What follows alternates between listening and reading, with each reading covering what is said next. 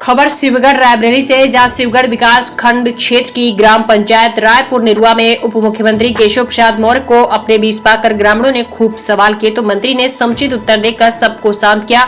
गौरतलब हो कि शुक्रवार की दोपहर लगभग 11:30 बजे उप मुख्यमंत्री केशव प्रसाद मौर्य ग्राम पंचायत में लगी ग्राम चौपाल कार्यक्रम में गाँव की समस्या गाँव में समाधान कार्यक्रम को संबोधित किया। कार्यक्रम के दौरान ग्रामीणों से उनकी समस्याएं भी पूछी और उनके निदान के विषय में भी बताया। चक्रोड़, अवैध तालाबों पर कब्जा, नाली निर्माण में अवरोध तथा खड़ंजा निर्माण अधिक से अधिक कराए जाने का जिलाधिकारी को निर्देश दिया। इन समस्याओं का प्रमुखता से क्षेत्र में निस्तारण करें। यदि किसी व्यक्ति द्वारा तालाब की भूमि पर अवैध कब्जा किया गया है तो उसको कब्जा मुक्त कराया जाए।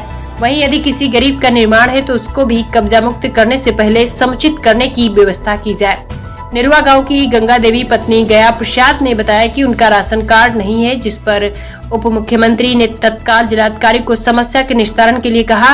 राजन मिश्रा ने छुट्टा मवेशियों की बात रखी तो उस पर उप मुख्यमंत्री ने कहा कि यह छुट्टा मवेशी हमारे आपके हैं, इसलिए इनको छोड़ा न जाए और मवेशी इधर उधर घूम रहे उनको गौ आश्रम स्थलों में भेजा जाए। भारतीय जनता पार्टी की सरकार में गौवंश के गले पर आरा नहीं चलने दिया जाएगा।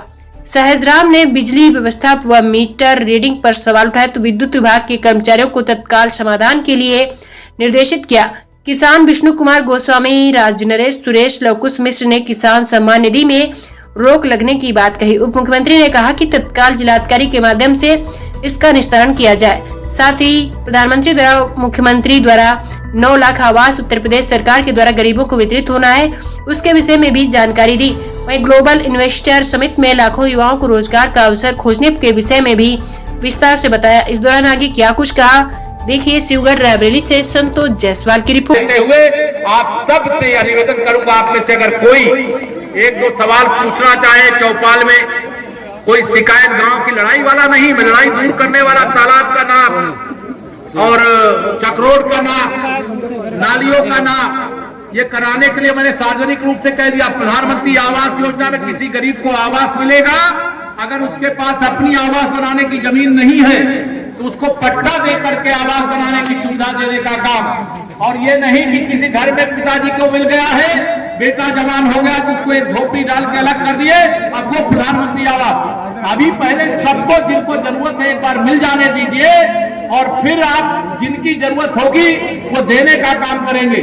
हम सब में से सब जानते हैं, पहले एक कमरा बनवाने के लिए थोड़ा थोड़ा पैसा बचा करके फिर एक पक्की कोठरी बनवाते थे। आज लगभग 1,80,000 रुपया, 1,20,000 आवास का, शौचालय का अलग, गैस का कनेक्शन अलग, बिजली का कनेक्शन अलग, आयुष्मान भारत कार्ड अलग, सब मिला करके लगभग 1,80,000 रुपया जब आवास मिलता है तो आपको उसका फायदा मिलता है। सरकार जब इतनी सुविधा दे रही है, थोड़ा आप भी योगदान करिए। केवल सिर्फ सरकार दे दे, हम कुछ नहीं करेंगे तो हमारे शरीर को जंग लग जाएगा, हमारा शरीर काम करने लायक नहीं रहेगा। हम परिश्रमी भी बने रहें और अधिक कमाएं और अधिक खुशहाल परिवार बनाएं, बच्चों को अच्छा पढ़ाएं, अच्छा खाएं, अच्छा खिलाएं, फालतू पैसे बर्बाद ना करें। मैं सुना बीच में कि फ्री में राशन मिल रहा है, अगर खाने में नहीं खर्चा हो रहा है तो बहुत सारे लोग उसको बेच करके शाम को शराब पीने में खर्च कर देते हैं। सही है कि नहीं सही है? ये मत करो भाई। ये प्रधानमंत्री गरीब कल्याण योजना का अन्य है। देश के लोग जो टैक्स देते हैं प्रधानमंत्री जी, क्योंकि गरीब माँ बाप के बेटे हैं, इसलिए वो गरीब के लिए भेजते हैं। इसलिए जो अन्न आया है खाने के लिए खर्च करो, आपके खाने जगह हो जाए तो कोई पड़ोसी को खिलाने के लिए खर्च करो, लेकिन उसको बेच करके शराब पीने पे खर्च नहीं करना है।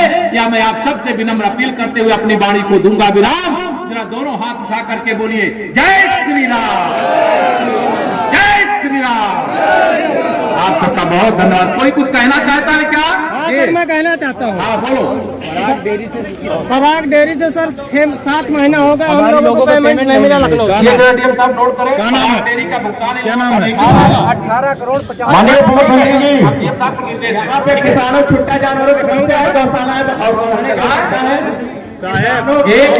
हमने सुनिए, हमने स्वयं सवाल पूछा था, हमने निर्देश भी किया है उसकी व्यवस्था हो, लेकिन मेरा आपसे अपील है।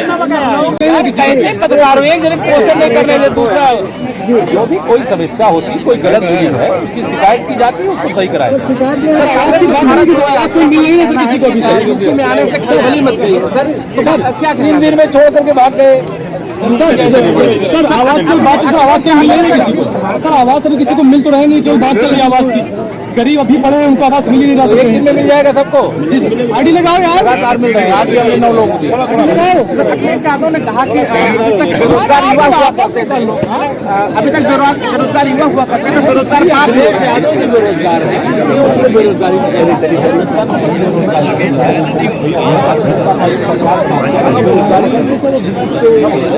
भी रहने को बात